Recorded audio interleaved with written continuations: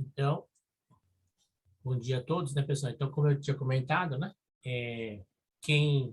o grupo, né,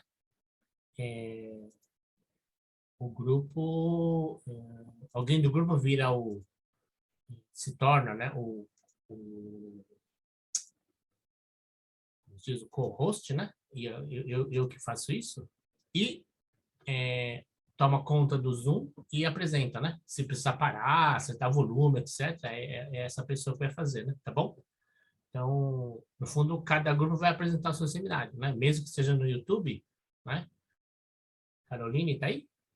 Acho que tá funcionando? Tá ótimo. Eu vou colocar você como co-host para você apresentar, tá? Tá Porque bom, qualquer problema que dá e a pessoa não tem microfone, é ruim, né? Tá? tá bom. Então, a gente é do grupo da pesquisa e vai ter tudo certinho, introdução certinho. Eu vou dar play, tá bom? Bom dia, pessoal. Meu nome é Gabriel e o nosso grupo foi encarregado do tema de pesquisa em ciência da pesquisa, onde realizamos uma pesquisa através do Google Forms, onde perguntas sobre fertilizantes foram realizadas sobre quais os seus benefícios, malefícios, impactos acerca do tema e espero que gostem da nossa apresentação. Olá, tudo bem? Eu espero que todos estejam bem. Eu me chamo Gabriela e vou iniciar falando sobre o que são os fertilizantes, suas vantagens, suas desvantagens, quais são os mais utilizados. Então, o que são os fertilizantes em si, né? Os fertilizantes, eles são compostos químicos que são utilizados na agricultura como principal objetivo de aumentar ou manter uma quantidade de nutrientes no solo. E isso tem como uma consequência boa, por quê? Porque você, dando nutrientes para o solo, você aumenta a produtividade desse solo, você auxilia no crescimento e também acelera o crescimento das plantas.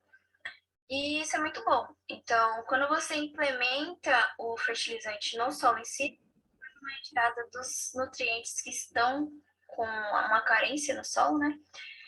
E esses nutrientes essenciais são nitrogênio, fósforo, potássio, muitas vezes enxofre. Então, depende muito da carência.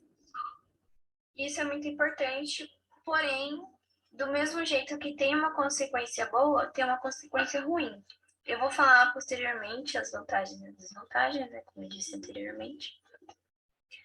E os fertilizantes são divididos em dois grandes grupos, entre fertilizantes orgânicos, que é como o próprio nome sugere, é a partir de uma matéria orgânica, como restos de fruta, bagaço, casca de fruta de ovo, borra de café, ou de origem animal, que é o estrume, ou muitas vezes a decomposição do próprio corpo. Inorgânicos ou minerais, eles são obtidos de duas maneiras, ou por meio da extração de minérios, ou como subproduto da destilação do petróleo. Quais mais utilizados, né? O fertilizante nitrogenado é o mais utilizado por conta de que o nitrogênio é o nutriente mais essencial para o desenvolvimento da planta, porque sem nitrogênio no solo, a planta ela não consegue se desenvolver, né? Então acaba ocasionando uma atrofia na planta. Porém, do mesmo jeito que o fertilizante nitrogenado é muito importante, ele tem um grande impacto ambiental tanto na sua produção, que é por meio da queima de combustíveis fósseis, e isso tem como consequência direta na camada de ozônio, ou pela sua utilização, porque quando você implementa fertilizantes inorgânicos no solo, acaba contaminando lençóis freáticos, lagos ou rios, e isso tem um impacto muito grande, é uma cadeia muito grande de impactos, porque a água é essencial para a vida, então todos os seres vivos presentes naquele local vai ser contaminado sim. Então, do mesmo jeito que ele é muito bom, ele também é muito ruim para o meio ambiente. Por meio disso, de toda essa explicação do que são os fertilizantes em si, quais são as desvantagens presentes nos fertilizantes, né? Dos fertilizantes orgânicos temos mais vantagens do que desvantagens, né? Então, quais são? aumenta na biodiversidade, porque quando você joga uma matéria orgânica, você acaba a quantidade de micro-organismos e de fungos. Tem um aumento na produtividade a longo prazo, porque além dele auxiliar no crescimento da planta, ele também acaba auxiliando na formação e na estruturação do solo. Então, isso a longo prazo é algo muito bom. Diminui a erosão e aumento na capacidade de retenção de água e na circulação de ar. Porém, né, como tudo que é bom também tem algo ruim, então, das desvantagens da utilização dos fertilizantes orgânicos são a deposição de nutrientes desnecessários, porque quando você joga matéria orgânica, você tem diversos nutrientes presentes naquela matéria orgânica que você jogou e muitas vezes acaba depositando nutrientes que o solo já tem e que ele não precisa necessariamente, né? Então, o que ele realmente precisa pode ser que não esteja presente naquela matéria orgânica que você jogou. Eles acidificam e liberam óxido nitroso no solo. Não é numa proporção maior do que fertilizantes inorgânicos, né? Porém, eles também depositam isso. E tem uma decomposição muito complexa, e isso acaba tendo um efeito muito mais retardado, muito mais demorado na deposição dos nutrientes em si. Já nos benefícios da utilização de fertilizantes inorgânicos, é como se fosse uma grande cadeia e uma coisa acarreta na outra, né? Então, fazem uma análise no solo, ver quais nutrientes necessariamente ele está precisando, e com isso você consegue depositar exatamente quais nutrientes, a quantidade, e por meio disso, o solo tendo todos os nutrientes que ele precisa, ele acaba produzindo plantas muito mais saudáveis, né? Porque ele vai conseguir suprir todas as necessidades da planta e, consequentemente, todos os animais que vão comer essas plantas acabam ficando mais saudável e, consequentemente, aumenta a produção de derivados animais, como carne, leite, todos os derivados de leite. Porém, como desvantagens, eu expliquei anteriormente um pouquinho da emissão de gases na produção de fertilizantes nitrogenados. Também tem a contaminação de locais aquáticos, né? Então, lençóis freáticos, rios, lagos. E isso tem uma intoxicação em cadeia. E, por fim, tem a eutrofização, que vai ser explicado posteriormente. Bom dia, pessoal, tudo bem? Eu espero que todos estejam ótimos aí na casa de vocês. E meu nome é Eduardo Lacava e eu vou dar uma introdução para vocês. Na verdade, eu vou explicar tudinho da análise dos dados coletados por meio da nossa pesquisa, tá legal? É uma perspectiva mais estatística e de padrões comportamentais.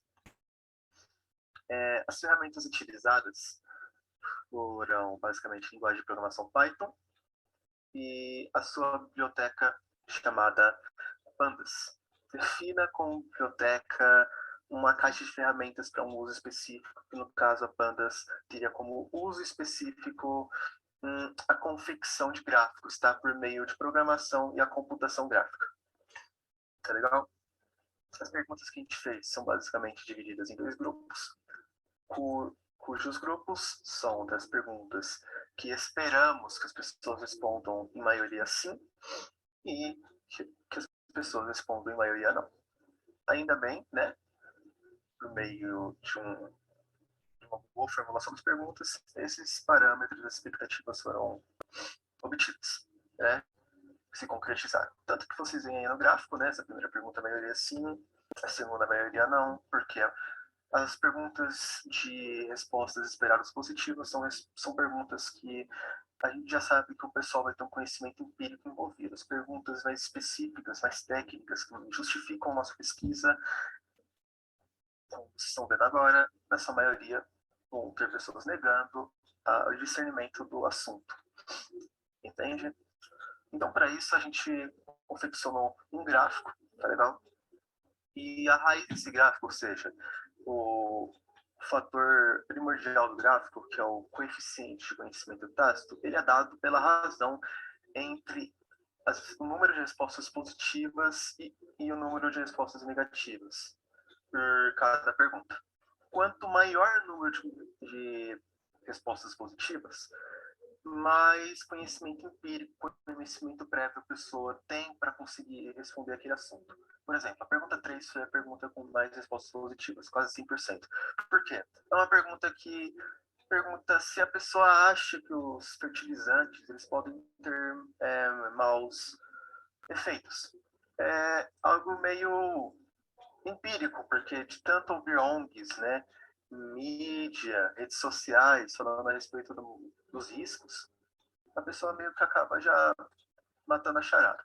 Só que agora com a pergunta 4 e a 2, e principalmente a pergunta sobre a relação dos fertilizantes nitrogenados e a doença dos bebês azuis, ou se as pessoas conhecem de fato, pelo menos, o que é um fertilizante nitrogenado, a maioria vai responder que não, porque é um assunto muito específico que o conhecimento tácito, o coeficiente de conhecimento tácito por trás disso vai ser bem baixo, quase nulo, então isso justifica a nossa pesquisa para disponibilizar informação a respeito do tema. Um bom dia e muito obrigado pela atenção. Espero que tenham gostado.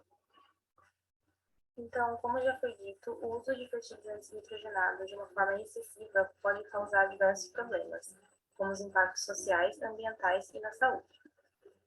Então, embora os fertilizantes possam ter uma contribuição positiva para a produção agrícola, no meio ambiente muitas vezes ele age de uma forma negativa, poluindo a atmosfera e as fontes de água, degradando a qualidade do solo e aumentando a resistência de pragas.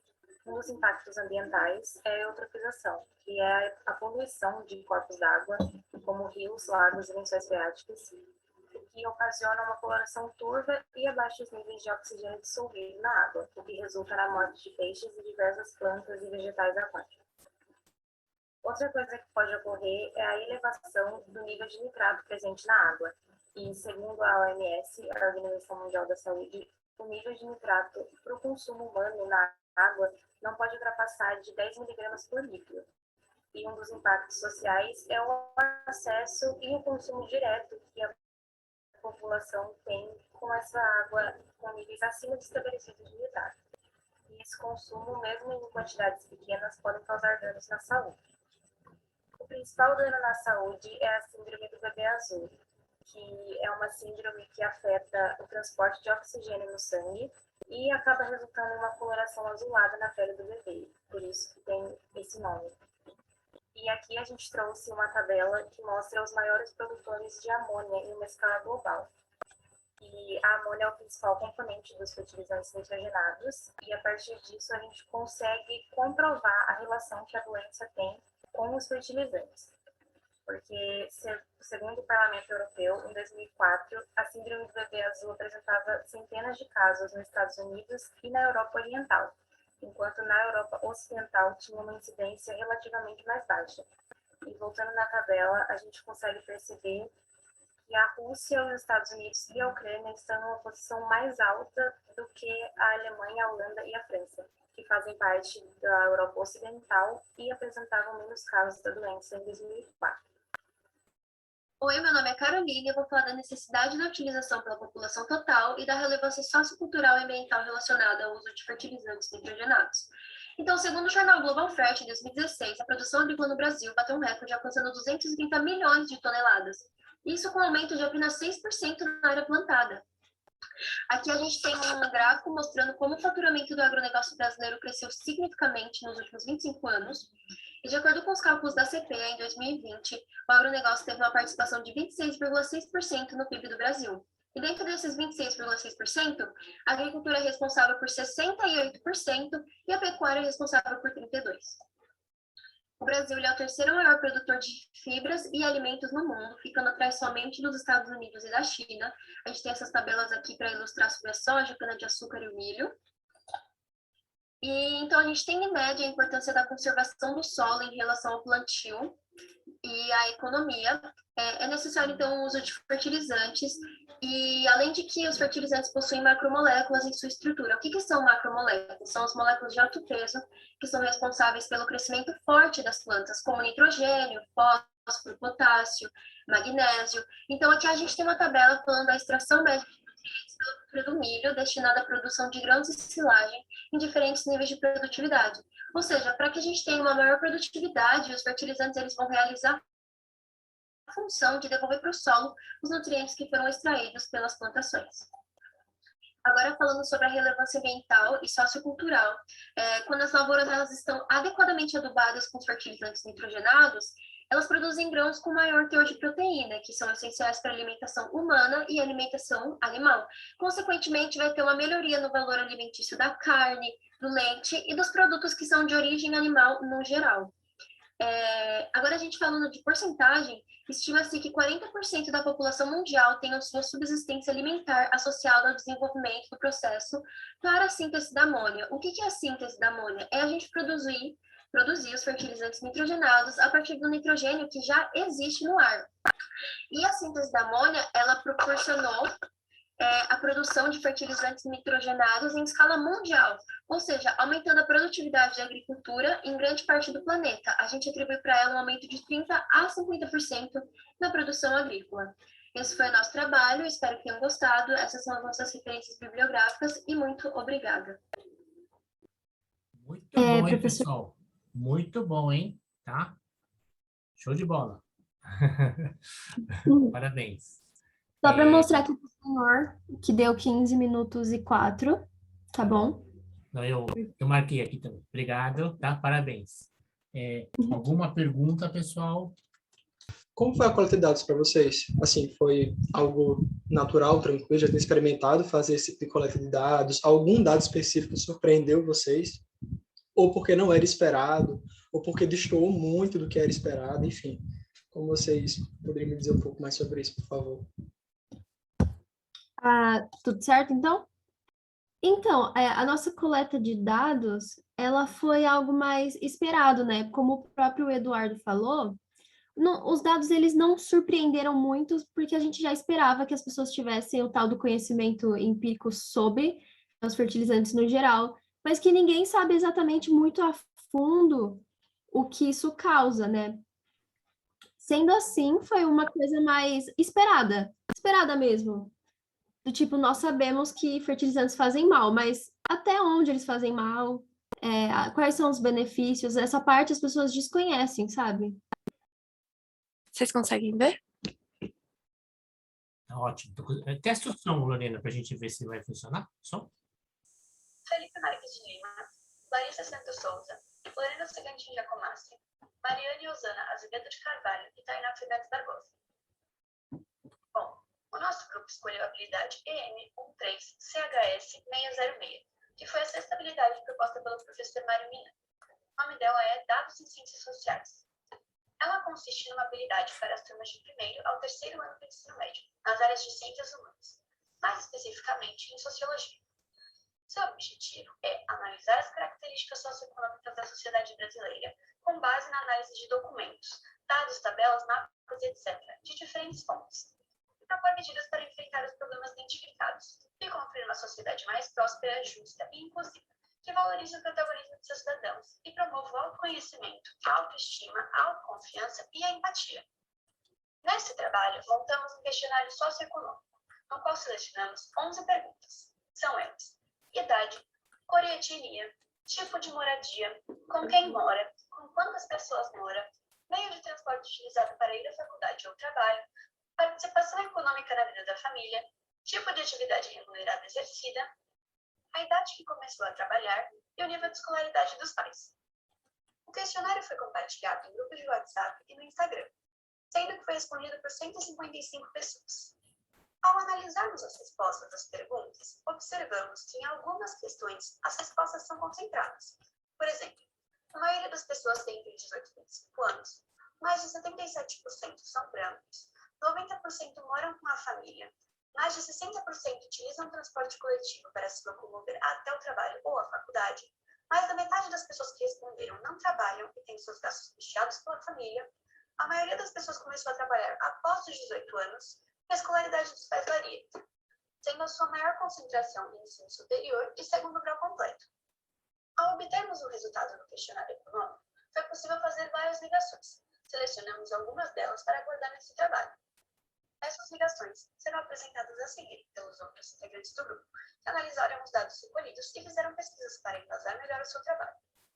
Eles também elaboraram medidas para combater os problemas mencionados ao longo da apresentação do projeto. Obrigada.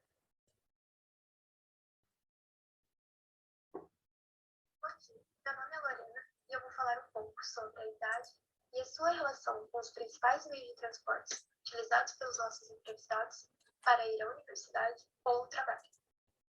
Primeiramente, ao analisar os dados coletados, podemos perceber que a maior parte do público entrevistado utiliza transportes coletivos, cerca de 64%.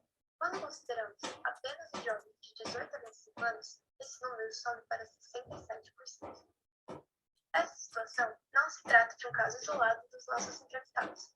Segundo uma pesquisa realizada pela CNN, nos últimos 6 anos, o número de pessoas habilitadas para dirigir com idades entre 18 e 30 anos caiu 10,8% em todo o país. Analisando a faixa etária entre 18 e 21 anos, a queda é ainda maior, mais de 35%. O que antigamente era quase uma regra, fazer 18 anos e já correr para as autoescolas, tem que possuir a tão sonhada carteira de motorista, hoje em dia é cada vez menos comum. Isso se dá principalmente pelo custo muito alto de possuir um veículo no Brasil. Além do preço atual do combustível, preciso pagar PVA, prestações, taxa da CNH e às vezes algum conserto. Portanto, acaba sendo muito mais viável a utilização de transportes públicos ou até mesmo de aplicativos de caronas em alguns casos. As pessoas estarem utilizando menos transportes próprios, como carros e motos, e mais transportes públicos, não é necessariamente ruim e possui algumas consequências positivas, como a diminuição do trânsito nas ruas e avenidas, ou então para o meio ambiente, com a diminuição da poluição. Oi, eu sou o Felipe, e eu vou falar sobre as características das residências do público entrevistado e os possíveis vínculos com o desemprego e o trabalho. A maioria do público é muito jovem, com idade entre 18 a 25 anos. Devido a isso, a maior parte ainda depende dos pais financeiramente, de forma integral ou parcial. E por conta disso, 90,3% dos entrevistados afirmaram que moram em casa ou apartamento com a família, como aponta o gráfico abaixo. E essa situação enfrentada pela maioria do público da nossa pesquisa não constitui um caso isolado. Uma pesquisa realizada pela revista El País em 2017 aponta que essa é uma tendência que vem crescendo nos últimos anos. Ela mostra também que 1/4 dos jovens de 25 a 34 anos ainda moram com a família de origem, mesmo possuindo algum tipo de renda própria.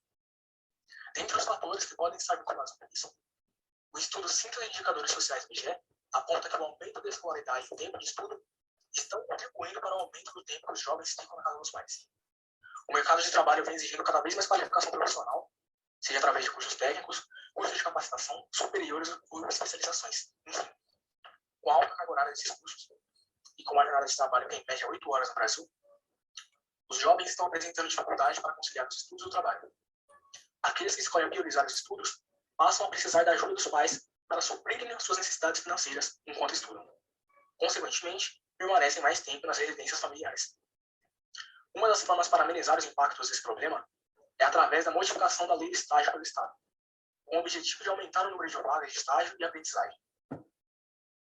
Além disso, o custo alto da moradia nas grandes cidades, os casamentos e a maternidade que acontecem cada vez mais tarde no Brasil, também contribuem para o aumento dessa tendência. Com relação às pessoas que moram sozinhas, 4,5% do nosso público afirmou estar nessa condição.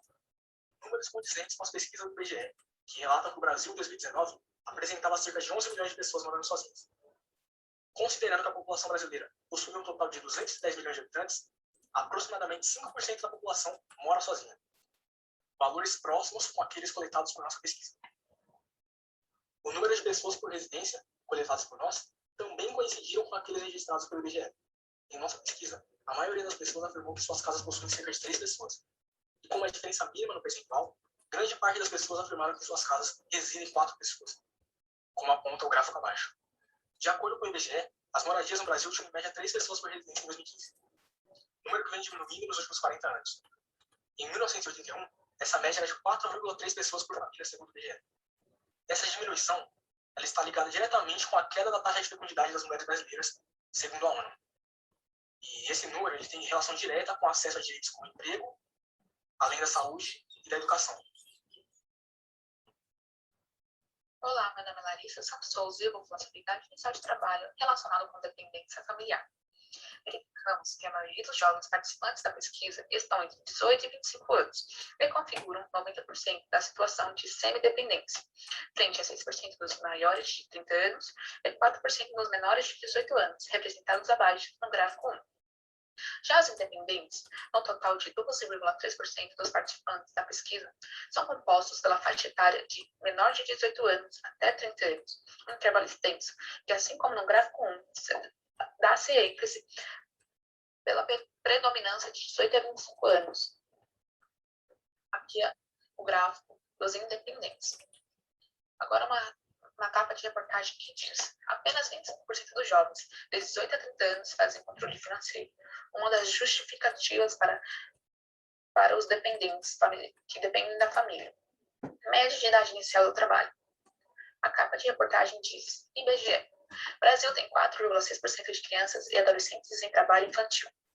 De maneira interessante, o índice apresentado acima pelo site de pesquisa Agência Brasil constata que 4,6% de crianças e adolescentes trabalham no Brasil. Entre as 77 respostas recebidas, 3,9% corresponde aos participantes que começam a trabalhar antes dos 14 anos. O gráfico a seguir apresenta a média inicial de trabalho, onde as respostas após 18 anos formam 45,5% do total de respostas cedidas. Tipo de ocupação remunerada. Com 74 respostas, o empregador particular, que tem como definição, segundo o Guia Trabalhista, toda pessoa física que presta serviços de natureza não eventual a empregador, sob dependência deste mediante salário, expressa 45,9% das respostas, enquanto estágio, que quer dizer período preparatório, se dá por 32,4%, frente a 21,6% dos que exercem a profissão de forma autônoma.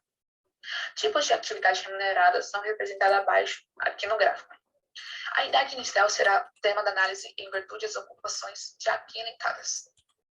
Os integrantes das pesquisas que atualmente trabalham serão analisados perante a idade inicial, como forma de relacionar o quanto a idade inicial interfere nos ramos atuais de trabalho, ressaltando que os participantes estudados já passaram por duas ocupações, as quais não vamos mencionar. Abaixo a média de idade inicial de trabalho dos estagiários, com 4,17% antes dos 14 anos. Média inicial de trabalho dos que ocupam cargo autônomo, com média de 6,25% antes dos 14 anos. E média inicial de trabalho dos que ocupam cargo particular, com média de 27,27% entre 14 e 16 anos. Em geral, é notória a predominância da pesquisa nas idades de 18 a 25 anos. A maior variância é percebida entre os menores de 14 anos. Análise dos responsáveis pelo sustento familiar. Faixa etária pelos responsáveis do sustento familiar, onde 18 e 25 anos representam 60% e maiores de 30 anos representam 40%. O total de 5 participantes. Média da faixa etária trabalhadora, onde 18 e 25 anos encontram destaque novamente. Agora eu vou falar um pouco sobre os jovens aprendizes nas idades a partir de 14 anos. A inatividade da faixa etária, já considerada apta para participar de projetos como Jovem Aprendiz, que consiste em jovens que, a partir de 14 anos, podem trabalhar e são assegurados por leis específicas, uma delas a duração de trabalho não ser superior a 6 horas, entre outras. O artigo 429 da CLT dispõe que os estabelecimentos de qualquer natureza são obrigados a empregar e matricular nos cursos de Serviços Nacionais de Aprendizagem, SENAC, SENAI, SENAD, SENAR, número de aprendizes equivalentes a 5% no mínimo e 15% no máximo dos trabalhadores existentes em cada estabelecimento, cujas funções demandam formação profissional. Dito isso, espera-se que tal artigo possa ser discutido no Senado e Congresso Nacional, de forma que se retire a taxa mínima de 15% de aprendizes, deixando que a empresa possa, de maneira dinâmica, em cada área específica de trabalho, contratar cada vez mais jovens que estão iniciando no mercado de trabalho.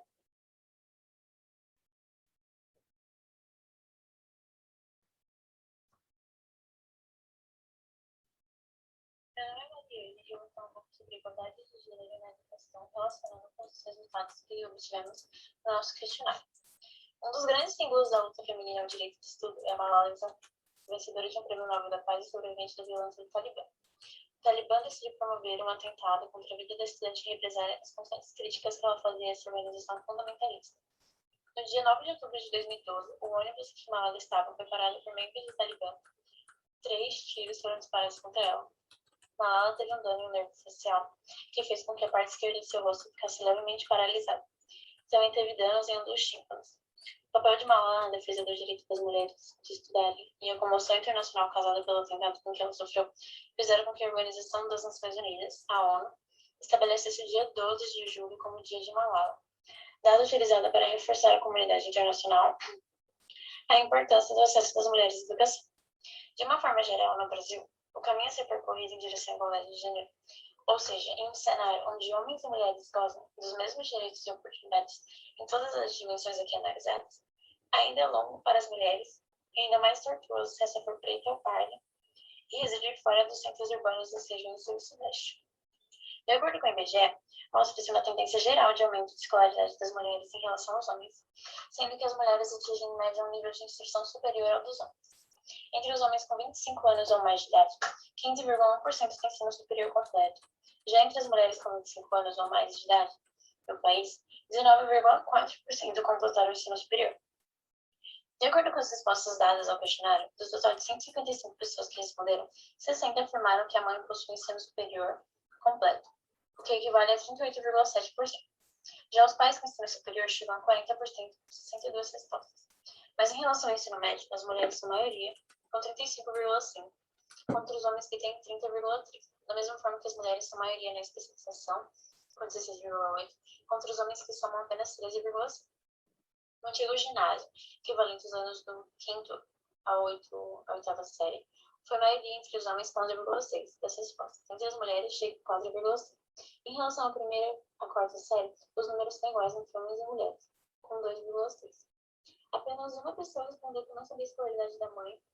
Em relação aos homens, esse número chegou a 4,3%. Das 155 pessoas que responderam, nenhuma afirmou que nem o pai nem a mãe chegaram a estudar. A Constituição da sociedade caminha para atingir a igualdade entre os gêneros da educação e estabelecendo leis que assegurem os direitos das mulheres em relação, independente de cor, raça, religião ou até mesmo a região em que moram. Ok, então, muito bom também, pessoal. O único comentário que eu queria fazer aqui, quando a gente não tem a imagem, a conexão fica mais difícil, né? Então, a gente vai empatização, né? Tá? Então, tá bom, vocês fizeram muitas referências, né? Tá. Show de bola, né? Então, só que como a gente tá com um tempinho curto, eu vou deixar, se alguém tiver pergunta, depois a gente remete ao grupo, tá? Eu queria passar para outro grupo aqui. Parabéns pelo trabalho, hein? Muitos contrastes, vocês fizeram vários contrastes com literatura, né? Dados em ciências, Alex, Bruno, Luiz, Marcelo e Pedro. Quem que vai apresentar? Eu, professor, sou eu. Eu é o Luiz, é isso? Luiz. Isso, Luiz Henrique. Eu queria fazer um adendo antes. Peraí, deixa eu colocar você como co-host, aí você. O adendo. O Marcelo, infelizmente, ele não pôde continuar no nosso grupo porque ele teve que sair da faculdade por motivos pessoais. Então, por isso ele não contribuiu até o final e também por isso ele não apareceu no vídeo, tá? Infelizmente, ele também não tirou o nome dele do grupo, tá? Mas ele teve que passar por essa situação e por isso ele não aparece no vídeo. É basicamente essa a ideia, o contexto. Deixa eu colocar para cá. Já estão vendo aqui a tela? Sim. Olá, meu nome é Alex e eu vou iniciar com a explicação dos conceitos básicos para entender um pouco mais da eletrodinâmica. Agora eu vou explicar alguns conceitos principais para entender como é realizado esse trabalho. O campo elétrico. O campo elétrico é a capacidade que uma carga tem de influenciar outra carga a uma certa distância, sendo o campo elétrico a força divide pela carga. A diferença de potencial elétrico. A diferença de potencial elétrico seria a capacidade que um campo elétrico tem de influenciar de realizar trabalho a uma certa distância. E a corrente elétrica seria a quantidade de cargas que se passa por um período de tempo. A utilização desses conceitos nos dias atuais. Graças a esses conceitos brevemente explicados anteriormente, somos capazes de construir diversos eletrodomésticos.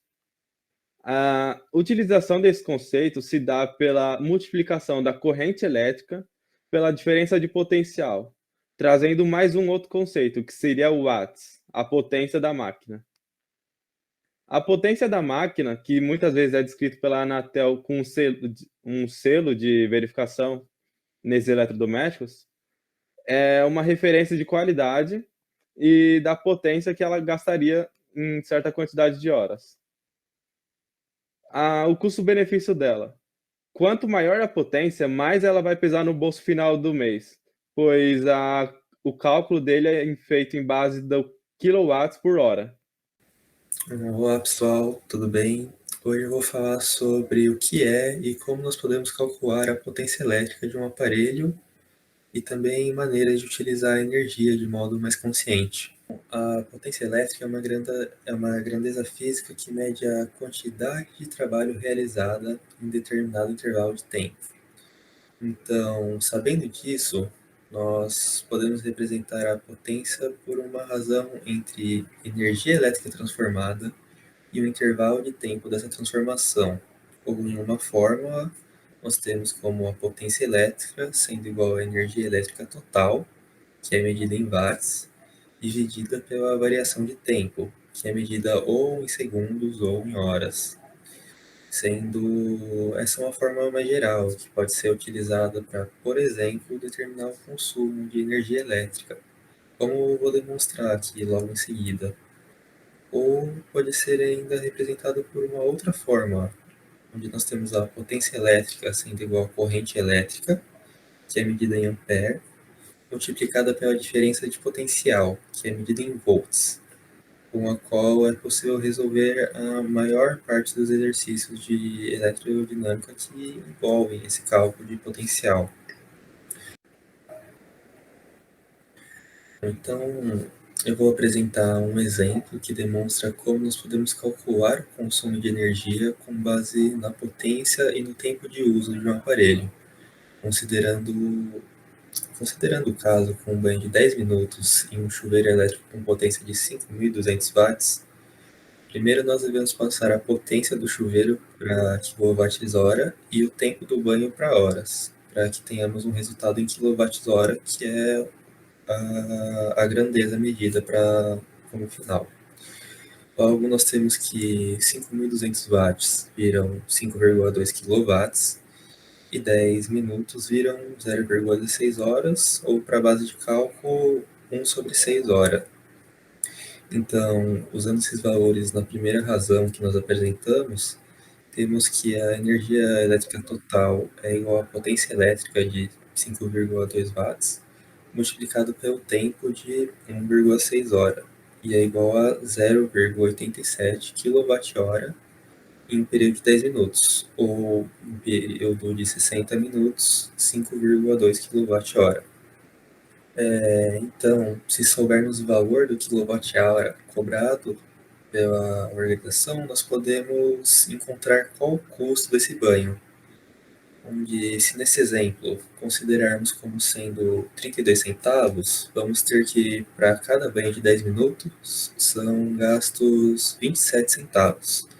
Então, para uma pessoa que, nesse exemplo, toma 2 banhos de 10 minutos por dia em um mês com 30 dias, ela vai gastar aproximadamente R$ 16,20 no mês. Vocês estão me escutando bem? Perdão, só queria fazer, nesse momento do vídeo, uma pequena anotação. Espero que estejam me escutando. Até o momento, o Pedro e o Alex, eles explicaram alguns conceitos básicos que vocês puderam ver sobre potência e energia elétrica, que é muito importante.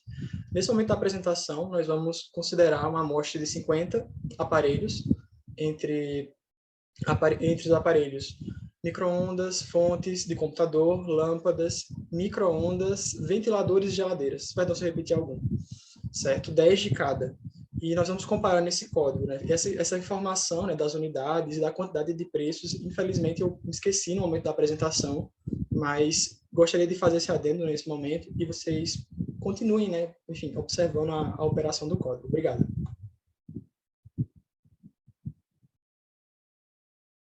Olá, alunos, olá, professores. Eu me chamo Bruno.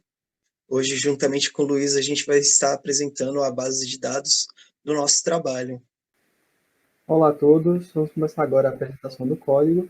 Inicialmente, o nosso código ele vai conectar-se ao Google Drive através do Colab com uma planilha específica. Então, rodando aqui o nosso código, eu já fiz a verificação na conta referida, certo? E vou indicar agora para que o código ele abra uma dada planilha específica com o nome de Dados em Ciência, Grupo 7 BCC. Ok? Logo após, o código deverá, como o Bruno afirmou, receber do usuário o nome por extenso do eletrodoméstico que ele deseja analisar. Então, há vários parâmetros aqui que nós colocamos, né, para, além, né, do código necessariamente, além do número por extenso, ele vai definir também outras partes do código, tá? Então, vamos colocar aqui o nome geladeiras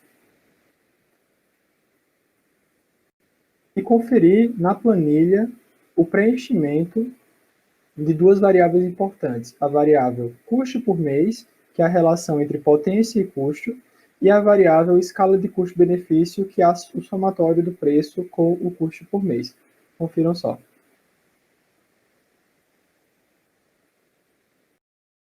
Olha que interessante. Bom, como demonstrado no nosso código, né, com os valores dos produtos, a gente conseguiu elaborar 2 rankings para demonstrar quais são os melhores preços e os piores preços, né? Óbvio. Então, a gente consegue fazer o ranking do produto, né? Primeiro do preço do produto, para saber qual produto está mais em conta, qual não está. E depois a gente consegue fazer o ranking do custo por mês, que seria o custo da energia elétrica do produto por mês. Qual produto iria consumir mais, qual produto iria consumir menos, e quais produtos estariam ali no meio termo, né? Nem consome muito e nem consome pouco. Com isso, a gente consegue produzir, né, com esses 2 rankings, a gente consegue produzir o ranking final, que seria o custo dos produtos, né, que geram um benefício maior, em questão preço de energia elétrica por mês e questão do preço inicial do valor do produto. Logo em seguida, nós construímos um código que irá colocar índices de ordem decrescente, ou seja, do pior eletrodoméstico para o melhor eletrodoméstico, né? O eletrodoméstico melhor, ele vai estar referido com índice 0 ou 1, um índice mais próximo de 0. E em relação, né, será em relação ao quesito custo-benefício, ou seja, o custo por mês. Então, eu já que vocês acompanhassem aqui na tabela a criação desses índices. Veja, por exemplo, que o primeiro eletrodoméstico, ele é o pior, né, em relação ao quesito preço, porque ele custa mais caro, né, R$20 por mês em relação a uma gama de outros preços que normalmente é abaixo ou igual a 20. Então, isso é algo bem interessante. Voltando aqui para o código, nós utilizamos um apanhado de while com ifs, certo, para gerar esse tipo de composição. Vocês podem conferir melhor as partes do código, a lógica do código no link da descrição. Tá? Essa parte do código em específico irá criar um ranking em relação ao quesito custo-benefício, preço, necessariamente. Então, utilizamos um apanhado bem parecido de while if e vamos rodar aqui novamente. Quero que vocês acompanhem através da pasta, por favor. Vamos lá. Ele começa a preencher os dados e você pode relacionar, a partir desse momento, essas duas colunas, né? A coluna custo por mês e a coluna preço. Perceba que o aparelho número 1, ele tem a mais alta, né? O custo mais alto por mês, mas ele também não é o mais caro. Isso é algo bem interessante. Temos também situações bem diferentes, né? Como o melhor custo por mês está bem próximo do ranking de preço, né? Do primeiro do ranking de preço. E isso é muito bom, porque indica uma boa compra, entende? Vamos voltar aqui para o nosso código. Agora, né, nós vamos criar um ranking final fazendo o somatório dos índices e dividindo por 2. O menor índice também vai indicar o melhor aparelho ao final. Vamos lá, acompanhem aí a geração do índice na tabela. Então, ele já gerou, é bem rápido essa parte, certo? Nós conseguimos identificar que o eletrodoméstico número 6 e o eletrodoméstico número 11, na parte da geladeira, são os melhores eletrodomésticos para compra. Vamos lá, voltando aqui, ao final nós vamos criar um gráfico para visualizar no tempo útil da geladeira como esse montante inicial e esse montante final se comportam. Perceba que a geladeira no dia com maior preço, ela não será ao final a geladeira que vai me custar um maior montante. A penúltima geladeira mais cara, ela vai me custar ao final um menor montante. E isso deve-se principalmente por causa da potência elétrica. Então, ressalto novamente, no momento de comprar, é necessário visualizar com muito amor e carinho esse valor da potência elétrica e, se possível, fazer um bom equilíbrio entre preço e potência. Quanto menor um, deve-se também, né, ser melhor o outro. Um não pode sonegar o outro. Ao final, nós gostaríamos aqui de fazer uma pequena análise de estatística, certo? Em relação ao quesito preços. A média dos preços, né, das geladeiras é de cerca de R$3.000. Então, seria interessante o usuário chegar à loja, o comprador chegar à loja com, no mínimo, R$350 para que possa, de fato, efetivar uma boa compra. A mediana dos preços é 3.200. Isso significa que as geladeiras elas não destoam muito em relação ao seu preço, não existem muitos picos por essa relação entre a mediana e a média. E o desvio padrão dos preços é cerca de R$871. R$1.000, né, em escala, vamos dizer assim, uma aproximação entre esses preços, o que não é algo muito diferente, é esperado. Então, de fato, o nosso código ele leva também em consideração esse tipo de relação. Eu gostaria também de fazer uma breve relação entre as potências, isso é algo também muito interessante. Olha que legal. A potência média é de 47.850 watts, certo? A mediana das potências é 49.450 watts, ok? Então, nós temos aí potências bem elevadas. Em relação ao desvio padrão, nós temos um desvio médio de 8.015,16 watts. E isso é algo interessante porque o desvio padrão vai indicar justamente a qualidade, vamos dizer assim, né, a quantidade de variações, ou podemos tentar escalabilizar isso, né, a quantidade de variações que uma dada faixa etária de códigos, de dados, ela mantém entre si, certo? Então, 8.015 é um dado muito, muito bom, porque em relação ao quilowatt-hora, assim, vai custar muito pouco. A diferença entre eles vai custar muito pouco, mas ao final vai fazer muita diferença. Assim, pontualmente não faz diferença, mas em escala, com mais tempo, esse valor ele vai sim diferir um do outro. Vamos lá. Em relação ao quesito montante inicial, nós podemos perceber que a variação média, aqui eu vou colocar apenas a variação, é de cerca de R$1.091. Isso é algo muito interessante, porque você pode economizar esse valor, se possível, na compra dos aparelhos médios e baixos ali. Se você comprar o mais caro, obviamente, o montante vai ser bem maior. Mas em relação ao montante final, que também é outra parte do código bem interessante, vamos perceber que a maior parte dos montantes vai estar na faixa de R$5.936 por mês. Então, em teoria, ao decorrer da vida do meu aparelho, além do montante inicial, eu vou ter um montante relacionado ao custo energético, que é cerca de R$2.300. E isso vai resultar justamente, no final, em um montante, juntamente com o preço e o custo energético durante aqueles 12 meses da geladeira, em um montante de quase R$6.000. E nós podemos perceber essa variação também. Existem montantes que variam, e vamos dizer assim, próximo, né, de uma boa economia seria fazer um montante entre R$1.000 e R$1.200 assim, de diferença entre eles. Você pode conseguir esse tipo de montante analisando aquelas 10 geladeiras. E isso vai resultar em configurações de compra bem diferentes, e uma economia, obviamente, bem diferente. Outra parte interessante do código, eu gostaria de finalizar, é criar o coeficiente de correlação entre a montante inicial e o montante final. Perceba, eles não são lineares. Tá? Isso é algo muito, muito, muito importante. O montante inicial, ele não pode ser utilizado, né, pelo menos assim, o dado pontual dele ele não pode ser utilizado para analisar o resultante, o montante final. Porque existe uma outra variável aí, e essa é a variável que, na minha opinião, mais influencia esse dado aqui ser pouco significativo, né? Ou, enfim, inversamente significativo. Inversamente pouco significativo, enfim. É o quesito da potência. No montante inicial, nós consideramos apenas o primeiro pagamento do mês, no custo energético, e o pagamento total, imediato, em espécie, né? O pagamento à vista. Mas nós não consideramos a relação da potência. E essa relação da potência é que vai causar essa separação entre o montante inicial e o montante final. Porque considerar a potência é justamente fazer com que esses dois montantes eles criem relação, já que o montante inicial e o montante final, se subtraídos, né, a variação vai dar justamente a quantidade de dinheiro gasto energeticamente com aquele aparelho. E, por fim, nós vamos aqui saber qual é o aparelho indicado pelo nosso código. Olha, de acordo com o aparelho é o código número 11, então a geladeira número 11 seria a melhor compra para você nesse determinado dia. Basicamente é isso. Eu gostaria de agradecer a você por ter assistido o vídeo. Eu espero que você tenha gostado da nossa apresentação. Até mais. Tá bom. Então, um trabalho, né?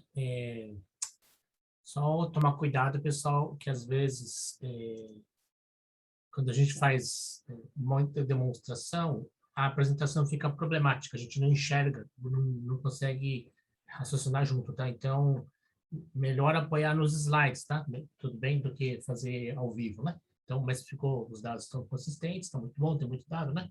Tá bom? Então, agora o outro grupo é o grupo Dados em Ciência da Natureza, Ana Carolina, Bárbara, Camila, Isabela e Júlia. Quem de vocês vai apresentar, pessoal? Eu, Camila Ferreira de Souza. Ah, tá bom. Eu vou colocar você como co-host, tá? Só uma questão, eu acho que a Isabela teve um erro, porque ela é de outro grupo, ela não é do nosso grupo. Eu vou fazer uma breve introdução aqui. O nosso trabalho é sobre habilidade de dados em ciências da natureza. Nós fizemos a pesquisa pelo Google Forms e teve 118 amostras no total. E é isso. Ok. Bom dia. O nosso trabalho é sobre as dificuldades enfrentadas por alunos do ensino médio no estudo da física. O nosso grupo é constituído pela Ana Carolina, a Bárbara Novaes, Camila Ferreira e a Júlia Ribeiro. A física se constitui como ciência essencial nos anos de ensino médio, bem como nos exames avaliativos, como o Exame Nacional do Ensino Médio, que é o Enem, e demais vestibulares. Além das obrigatoriedades, a física ainda evidencia sua importância no dia a dia. Afinal, diversos fenômenos cotidianos têm relação com essa ciência, como a eletricidade, a ação da gravidade, o magnetismo, dentre outros. Porém, apesar do impacto da física na vida das pessoas, os educandos ainda apresentam dificuldades para lidar com essa ciência. O objetivo desse trabalho é comparar a coleta de dados feita pelo grupo com os resultados e questões pontuadas no artigo científico tomado como base. O artigo As dificuldades enfrentadas por estudantes do ensino médio na aprendizagem da física, feito por José Marcondes Alves da Silva, pela Universidade Federal de Pernambuco, busca entender quais as maiores dificuldades presentes no ensino da física, a partir do olhar projetado sobre a matéria ao longo do tempo, dando foco nas metodologias aplicadas pela escola para o ensino dessa ciência, discutindo medidas que possibilitem ganhos e melhorias efetivas ao aluno e ao professor no ensino e aprendizagem de física. A partir disso, nós buscamos comparar o resultado da nossa pesquisa com as questões discutidas por José da Silva, a fim de comprovar a veracidade de suas afirmações e estudos e se elas se aplicam em áreas diferentes do país, confirmando através de coleta de dados se há ou não uma falha presente no ensino-aprendizagem de física no ensino médio. Problemas que a gente pode retratar é a forma como os conteúdos são abordados, de uma forma muito sem uma didática e sem que os professores coloquem essas questões que a gente aprende no nosso dia a dia, o que tornaria tudo muito mais de fácil entendimento. Quando a gente aprende algo e a gente vê na prática como ela funciona, e quando a gente aprende desde o início, e o porquê, por exemplo, na questão da física, de uma fórmula existir e como ela surgiu, como aquela pessoa que criou a fórmula chegou àquelas conclusões, o que ela estava observando e como ela chegou a todos aqueles números, todas aquelas regras, e isso acaba não sendo passado de uma forma muito clara para os alunos. Muitos dos professores não têm essa metodologia, não têm essa didática. Os livros, o material utilizado é muito material didático, só os livros, é uma são aulas geralmente muito expositivas, que acabam trazendo esse problema e essa aversão dos alunos com relação à física, porque eles acabam olhando para a matéria como algo muito abstrato e não conseguem trazer uma visão para a nossa realidade, que faz com que tudo se torne muito mais simples e fácil. A gente, na nossa pesquisa, recebeu um relato de um aluno que disse que o professor não estava muito preocupado com a forma como que os alunos aprendiam, que ele estava preocupado em terminar a matéria, ele estava preocupado em concluir com todo o material didático, e ele não se preocupou em explicar o início de uma fórmula, o início de um pensamento que o aluno estava querendo saber, e que ele foi lá preocupado com essa aprendizagem. Ele queria saber como tudo tinha acontecido, porque para ele era muito abstrato todo esse conhecimento. E o professor só brincou com ele e disse que eles não tinham tempo para isso, que eles precisavam fazer mais questões, porque não era esse conhecimento que ele estava querendo que o vestibular ia exigir dele. Eram as contas, as fórmulas, e não o início de todas elas. E aí isso causa muito uma aversão dos alunos e uma aversão à matéria, e aí, consequentemente, um baixo desenvolvimento neles. Como a Júlia acabou de pontuar os principais problemas, as meninas ainda vão falar um pouco mais sobre isso mais para frente. Existem alguns pontos principais que o José da Silva destaca como solução para melhorar e reverter esse quadro do ensino da física do desempenho dos alunos. Os dois principais pontos que ele destaca envolvem a matéria de CTS, de Ciência, Tecnologia e Sociedade, e também o incentivo à alfabetização científica através do ensino das crianças desde o ensino fundamental 1. Esses dois tópicos eles estão interligados, porque quando a gente associa a física, né, a aplicação da física em sala de aula, com a matéria de CTS, de Desenvolvimento de Tecnologia e Sociedade, a gente está meio que obrigando, incentivando aquela criança a fazer uma análise das questões da física que ela tem por parte didática dentro da sala de aula com o cotidiano dela. Porque, como a Julia citou, o pessoal fala que física é coisa de louco, ou que muita gente relata que os professores só estão preocupados em realmente passar a matéria e não propriamente ensinar para que ela vai usar aquilo. Porque elas pensam, tudo bem, a gente está aprendendo física, mas para que nós vamos utilizar ela no nosso cotidiano? Então, aplicando a matéria de CTS dentro da sala de aula, os alunos eles vão conseguir entender o porquê daquela matéria e também eles vão conseguir relacionar a sua importância não só na parte científica, mas a importância dela no campo econômico, no campo social e também na formação dos professores, porque a física está presente no nosso cotidiano a todos os momentos. Ela não pode ser uma coisa somente didática. Quando a gente tem essa noção de que nós estamos usando aquela matéria no nosso cotidiano, isso significa que a gente realmente aprendeu. E isso faz um link com a questão da alfabetização científica. O José ele deixa explícito que, da mesma forma que uma criança ela é alfabetizada nos anos iniciais, pensando no beabá da língua portuguesa ou de qualquer outro tipo de língua, mas essa é a nossa língua materna, se ele tivesse a introdução da aprendizagem de física desde pequeno, de tipo assim, ele está fazendo uma determinada atividade e o professor conseguir introduzir um contexto científico naquela atividade da criança, ela não vai chegar lá no ensino médio ou nos anos finais do Fundamental 2 pensando que é uma coisa totalmente estranha para ele e sem nenhum embasamento. Então, quando ele chegar naquele ano de ensino, ele vai conseguir ativar uma lembrança da memória e que ele veio construindo ao longo do tempo. Além da alfabetização científica, outros fatores devem ser levados em consideração na busca de um ensino-aprendizagem efetivo em física, como, por exemplo, a preparação do licenciado para lecionar. Esse profissional, muitas vezes, ele não tem contato com metodologias que deixam a física mais atrativa. Então, ele acaba só apresentando ela na sala de aula da forma que ele aprendeu. E é importante, mais do que formar professores, formar bons professores. E hoje em dia, muitas escolas e muitos alunos, eles sofrem com a falta desse profissional. Isso acontece porque eles são muito mal valorizados, eles são profissionais bem desvalorizados, principalmente financeiramente. E outro problema em relação ao ensino da física é sobre o pensar científico, tanto da parte do professor, tanto da parte do aluno. E esse problema ele reflete diretamente na metodologia, na aprendizagem e então no resultado. E esse comportamento é observado nos professores por conta do próprio método educacional que eles foram submetidos.